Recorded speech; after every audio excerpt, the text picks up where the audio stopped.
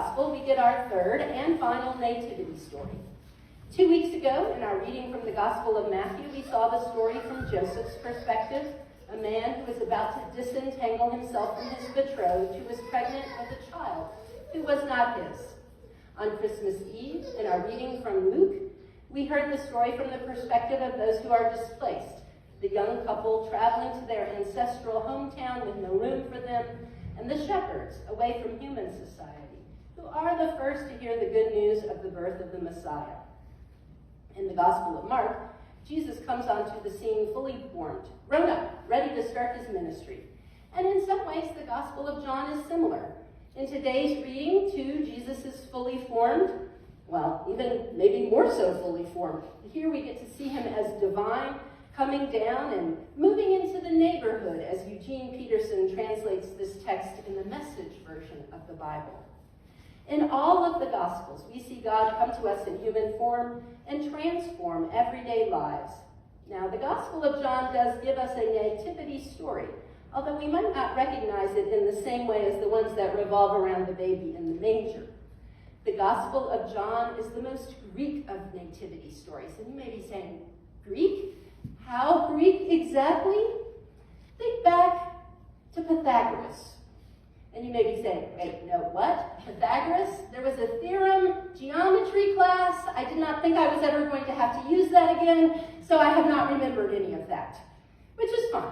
But that's not the aspect of Pythagoras that is most interesting to us today. I know, some of you are saying, no aspect of Pythagoras is really interesting to me today, thank you. But bear with me, because Pythagoras is more than just that theorem. About 500 years before the birth of Christ, Pythagoras said that to fully understand the essence of anything, we need to be able to quantify it. In fact, he tended to see the world as all being about numbers, what we can count. If we want to understand a thing, it has to stand apart from other items. And we have to be able to define it with our senses. And he went further and said that we can't recognize it as a unique thing. And if we can't do that, it doesn't exist at all. We can see the beginning of the Gospel of John in the same way. In order for humans to fully understand God, Jesus has to come to us, separate himself from the triune God, from the deity, and come and live with us. Now, although he was secretive about his work, and again, this is pre-Jesus, but it's interesting to me how ideas thread through all of human history if we're on the lookout. Pythagoras was not a lonely philosopher coming up with ideas of his own, on his own, all alone. He founded communities of learning, and much of what we know about him comes to us through the work of others. In reading about these Greek learning communities that he created, I was reminded of early Christian groups who kept the words of Jesus alive, words that come to us through these Gospels. In finding out that it was Pythagoras' wife that helped preserve his ideas and pass them along, again, I was struck by the early church, by the women whom, although they may not have had leadership positions, without them we wouldn't have had this faith that we celebrate today. They kept it going. There are other aspects of Greek culture in the Gospel of John. The Gospel calls Jesus the Word. But that's a poor substitution for the Greek word logos, the original name of Jesus in the Gospel of John, logos. It has a more profound Greek meaning than one word in English can convey. Logos has connection to reasoning, to making mathematical calculations, to telling a story in narrative form. And it also includes the animating spirit behind the words, the numbers, the calculations, the narratives. Above all, it's a word that conveys a making order out of chaos. I thought of this idea of making order out of chaos many times during Christmas break, but none more so than when I was in an activity center at a resort near Williamsburg. The room was full of toys and games, anything a child could want. Of course, the child would have had to track down all the various parts that were scattered all over the room. If you spent Christmas with toddlers, perhaps you too saw their ability to take one set of things and boom, they are all over the place. As I stepped on a Lego, I thought of how close those words are. Lego, logos, Legos, logos. I thought of creation as a vast Lego set, the kind that could be used to make anything. But without a plan, there's only chaos. Chaos in tiny pieces that find their way to human feet. With a plan, a person can make buildings or planes or planets out of a bunch of Legos. Without a vision or a set of instructions, most of us would be reduced to toddler status, not sure of how all the parts fit together, or ways to move from tiny pieces to a unified whole. I am distracted because someone is opening car doors outside. Let's take a moment and look. It's a police office. Is that okay? Okay. Yeah, we'll leave him be. Okay. Okay. I thought it might be that, but then I wasn't sure. Okay, so back to the sermon. So we were talking about tiny pieces, unified whole. We were talking about order out of chaos. Those of us who have been alive any amount of years could offer any number of similar metaphors. Home repair projects, quilt designs, recipes, a strategy to win a football game. Life is easier if we get organized before we start. The project has a better chance of completion if we stay focused and follow the directions.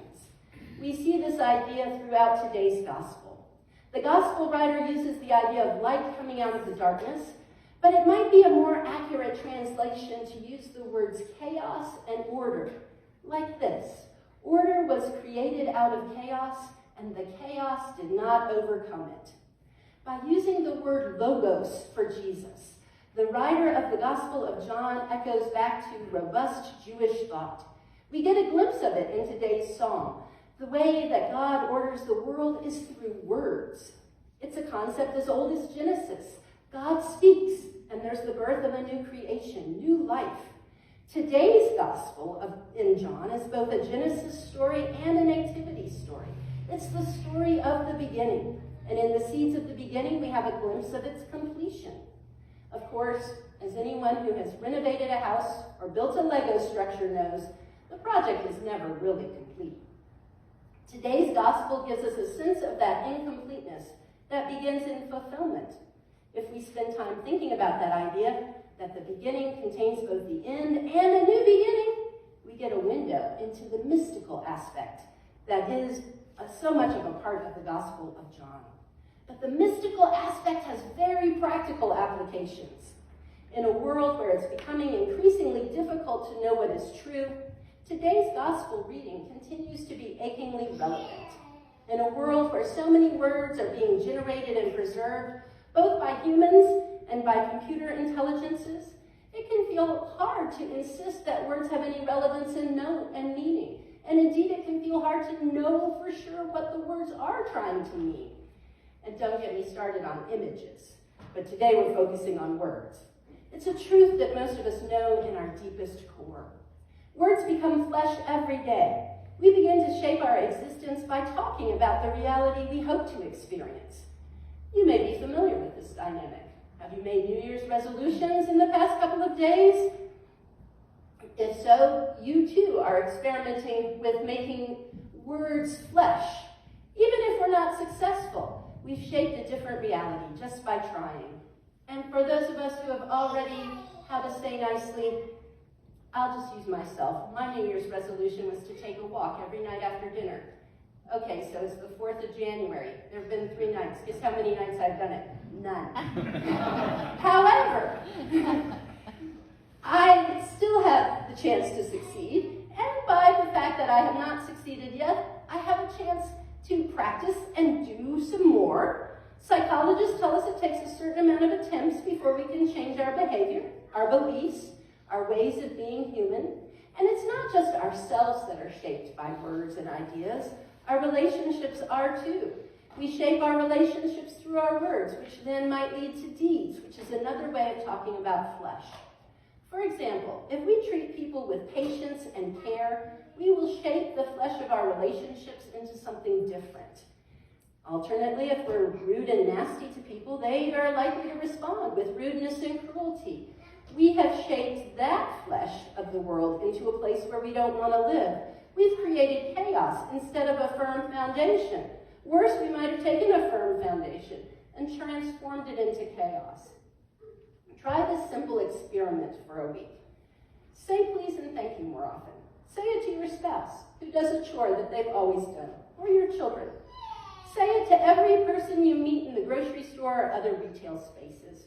Write to the people in charge of institutions that matter to you, government officials, church officials, school officials, everybody who's running anything, but from a posture of please and thank you.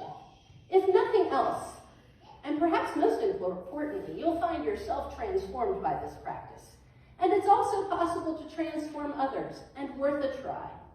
I've been reading many year-end reviews of the year we just ended, 2025, and many of them comment on how much harder and colder the world seems, crueler even.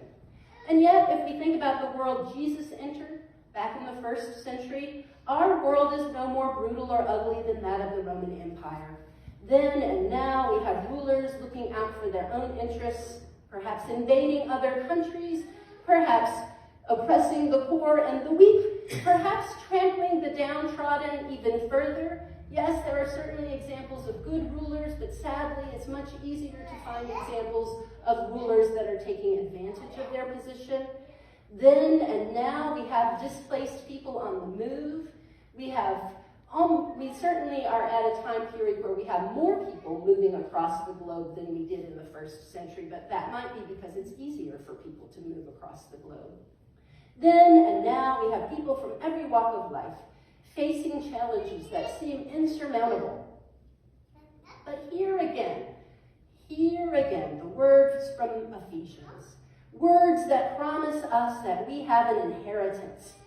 Listen again to the words of the Gospel of John, words that tell us that God creates logos, order, out of the spilled Legos character of the world.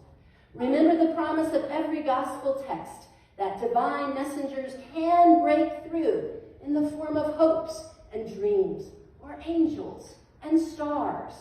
Each and every day, remember that God has not abandoned us.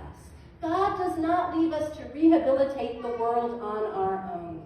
God invites us to a partnership in a new creation, one that is both now and not yet, one that is already here and on the way, and one that we are promised will not be overcome by chaos and shadow, one where we will live in the light, and the chaos will not overcome it. Amen.